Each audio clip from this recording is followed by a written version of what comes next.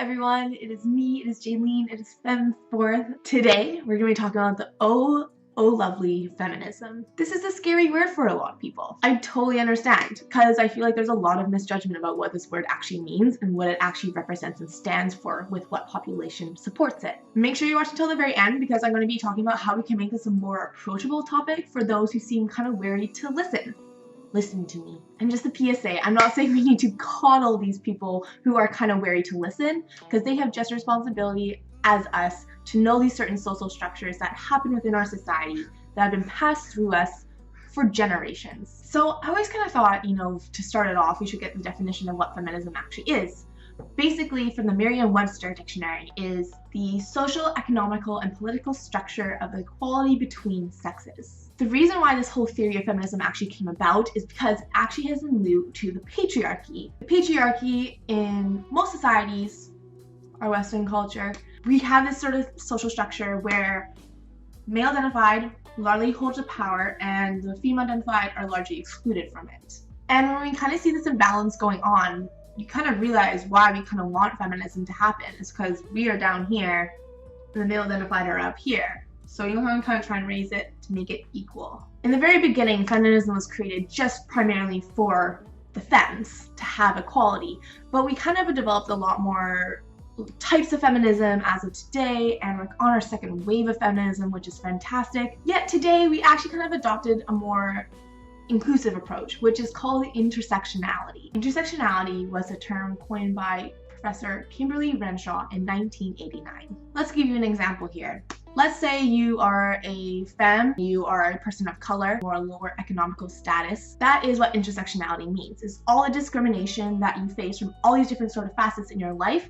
They all kind of converge together to make kind of the intersectional challenges that this one person faces with those three facets of themselves. Intersectionality has actually been more brought into the world ever since the term called white feminism was in place, and it's because people such as, mainly in my sort of class structure, such as a white, cisgendered, I'm bisexual, but straight-seeming femme, didn't really care about the rights of the other people, and they only wanted more of the gender equality, not really actually even taking notice about the other struggles that these other people face in the sort of other facets of their life. To make feminism more approachable, here is what we're going to call it. The way I approach conversation, especially when it comes in terms of feminism, and I can tell we're almost at a different sort of point stance in it, I try and trade the word. And I trade it to gender equality for the people who are not part of the bilateral gender mind frame, which is, male identified and female identified,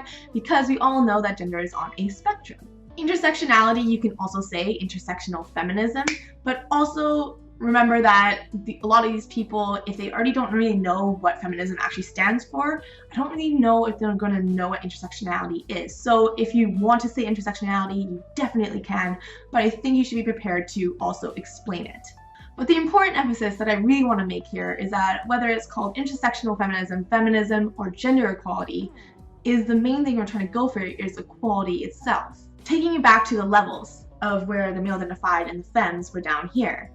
Like I said, I wanted to make us equal. I'm not trying to say that femmes should be going all the way up here and then the male-identified lower themselves.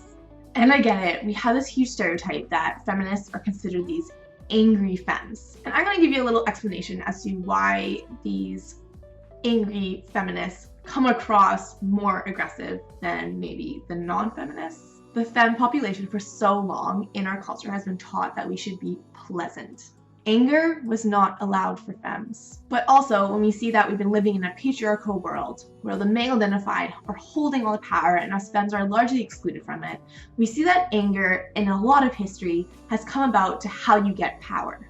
Just look at all the past commanding people in history, most of them being male-identified. So I'm not going to apologize for these femmes who have fire in their hearts and want change for us for equality, as long as they do and express their anger in a nice and safe and healthy manner. I just want you to take away that one thing is that, remember, feminism requires everyone's voice. And when I think, if you think your voice matters at all, or whether you even should be participating in this, think of your mother, think of your daughter, think of your sisters. This is all for them. And not only is it for them, but it's also for all the other genders who are underneath this certain stereotype of what femmes are and what male identified are. But that's for a later video. This is the end of the video. Hope you really liked it. And make sure you go and subscribe for a lot more cool discussions. This is Jaylene. It's Fem4th. Thanks for watching. Mwah.